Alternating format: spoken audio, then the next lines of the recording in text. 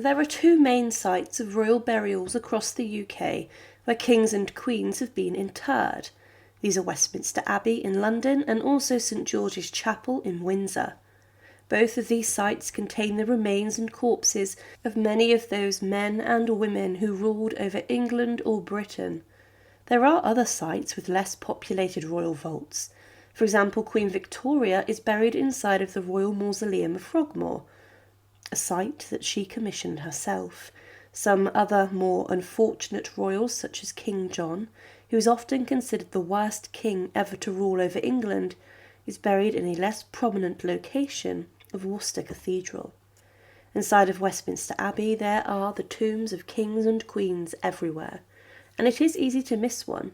For example, the fourth wife of Henry VIII, Anne of Cleves, has her tomb concealed very well and can best be seen from the Poet's Corner, but there isn't just one royal burial vault inside of Westminster Abbey. At St George's Chapel in Windsor, there is a vault which contains dozens of the royal family stored away on shelves behind iron gates, but Westminster Abbey has burial vaults everywhere, and some kings and queens are not even buried in a vault, but instead in a tomb. Today we look inside of the burial vaults of Westminster Abbey, and to support our channel, please make sure to subscribe. It was Henry III who rebuilt Westminster Abbey to honour Edward the Confessor, whose relics and body were placed in a burial vault and shrine in the centre of the abbey. Around this, many of the kings and queens of medieval England are buried in large tombs and shrines. Most of the kings and queens of England from Edward the Confessor's time onwards, until the death of King George III in 1760, are buried at Westminster, including most of the Tudors, excluding Henry VIII, the victor of the Wars of the Roses, Edward IV, and the executed King Charles I, who are all buried close to each other inside of St George's in Windsor. Following George III's death, most monarchs were buried in Windsor. But the tombs of the kings and queens of Westminster Abbey have been opened a number of times throughout the years. There are 17 English, Scottish and British monarchs buried in the abbey, and the final two buried with full tomb effigies are Elizabeth I and the executed Mary, Queen of Scots. We will now explain some of the burial vaults inside of Westminster Abbey and the tombs, and what happened when these were opened.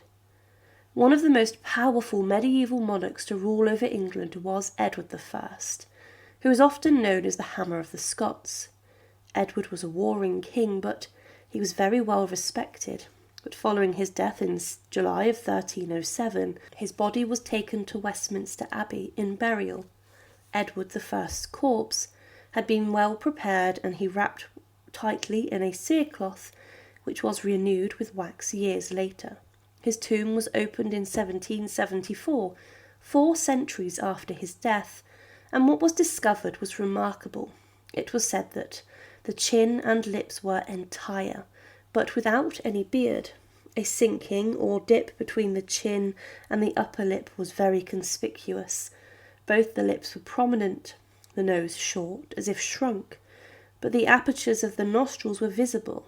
There was an unusual fall or cavity on that part of the bridge of the nose which separates the orbits of the eyes, and some globular substance, possibly fleshy part of the eyeballs, was movable in their sockets under the envelope. Edward I had been buried in some rich clothes which had also survived very well, and it was said that over the cerecloth was a tunic of red silk damask, above that a stole of thick white tissue crossed the breast, and on this, at 6 inches distant from each other, quatrefoils of filigree, work of gilt metal, set with stones, imitating rubies, sapphires, amethyst. Edward I's tomb itself is a vault, and he is interred within this, and it is very different to other kings' tombs, as it is not covered with an effigy, and instead is very plain. Buried close to Edward I is Henry V, the skilled commander of the English at the Battle of Agincourt. Henry died whilst in France, and his body was then repatriated back to England, and he was interred inside of Westminster Abbey on the 7th of November 1422. His funeral was huge, and he wanted a chantry chapel to be built over his tomb, and this is what happened. Still today, Henry V's body is kept in the vault under this tomb, and the vault under the chantry chapel that was built around it, and this tomb does stand out when compared to others. It is more lavishly decorated, and on top of the tomb is a lifelike effigy of Henry V that does show the king in a very close resemblance to portraits of him, and this was probably made from his funeral effigy, which was placed on top of his coffin. Henry V's tomb was opened in 1953, over 500 years after his death. It's not known why his tomb was opened, but some work previously had been done around the tomb, and it was discovered that the body of another man was interred practically in the same vault as Henry. The reality of this was that the work had disturbed the floor of Henry V's chantry chapel, and found within, nearby in a stone-lined grave, holding a crozier and a gold ring, was the body of Richard Courtenay, the Bishop of Norwich, and close friend of Henry V.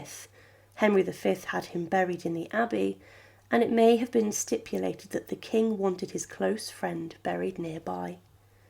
It would also have been rude not to mention the fate of King Henry V's queen, Catherine of Valois.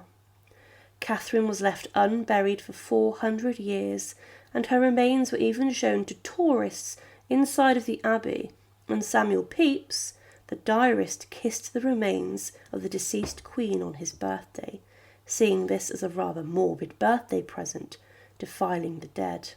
She was left in a box, disinterred for centuries. It's not known why she was not interred in the vault of her husband, Henry V, and it may have been due to her second husband being the grandfather of King Henry VII, and the Tudor king wanted to distance himself from Catherine of Valois, and Owain Tudor, her husband. Catherine's coffin was buried eventually, moved, and it was buried within a vault under St Nicholas's Chapel in 1778, and her remains were then moved to a permanent burial site under a new altar created in Henry V's chantry. This burial spot, her final burial spot under the altar in a vault, contains an inscription which states, "Under this slab, once the altar of this chapel, for a long cast dawn and broken up by fire, rest at last, after various vicissitudes, finally deposited here by command of Queen Victoria, the bones of Catherine of Valois, daughter of Charles VI, King of France, wife of Henry V, mother of Henry VI, grandmother of Henry VII, born in 1400, crowned 1421, died 1438. When Henry VII created the Lady Chapel in Westminster Abbey, he probably dreamed of it becoming a huge Tudor mausoleum for centuries, but just over 100 years after his victory at Bosworth battlefield, the death of his granddaughter, Elizabeth I, would bring the end of the Tudor dynasty. The reality of the Lady Chapel's quest to become a Tudor mausoleum is rather successful, especially as Henry VII, Elizabeth of York, Mary I, Elizabeth I, and Edward VI are buried there, or at least nearby. The only Tudor monarch buried elsewhere is Henry VIII, who did intend to be buried back in Westminster Abbey, but in a huge and grand vault with a colossal tomb and effigy being placed above.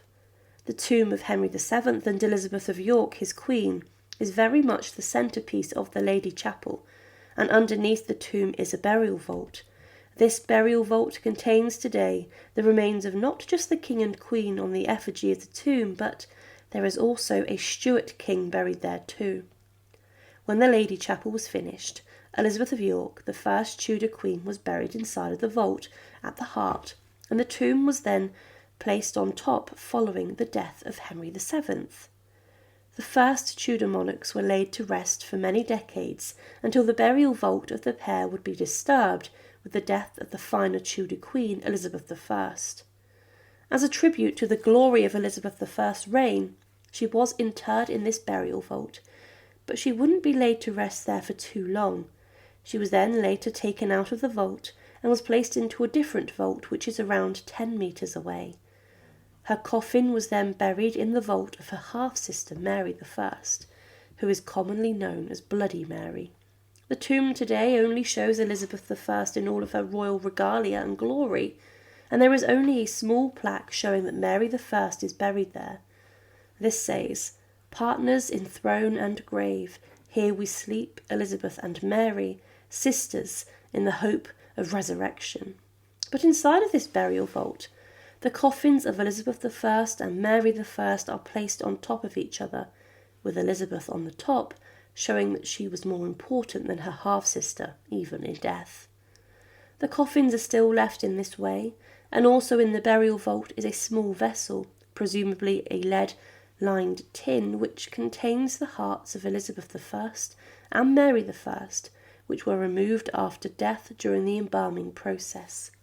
One young boy, even whilst he was in the vaults, allegedly touched this and claimed, "Within niches were the urns, one with the name Queen Mary, the other with that of Queen Elizabeth. I dipped my hand into each and took out each of a king of gluttonous red substance, somewhat resembling mortar. Mary's urn contained the least moisture. He had touched the heart of the last Tudor queen."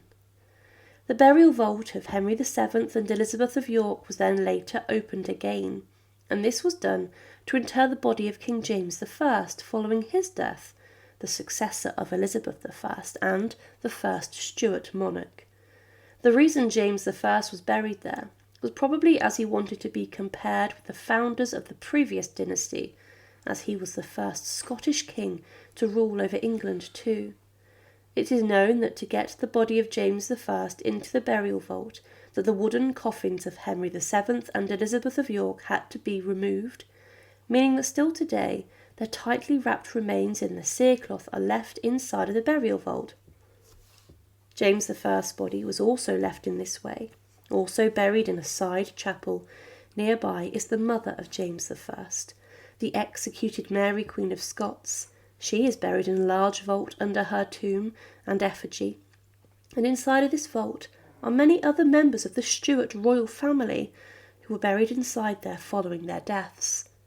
So Westminster Abbey does not have one central burial vault, but instead it has many different burial vaults that house the remains of kings and queens and other high-ranking members of nobility.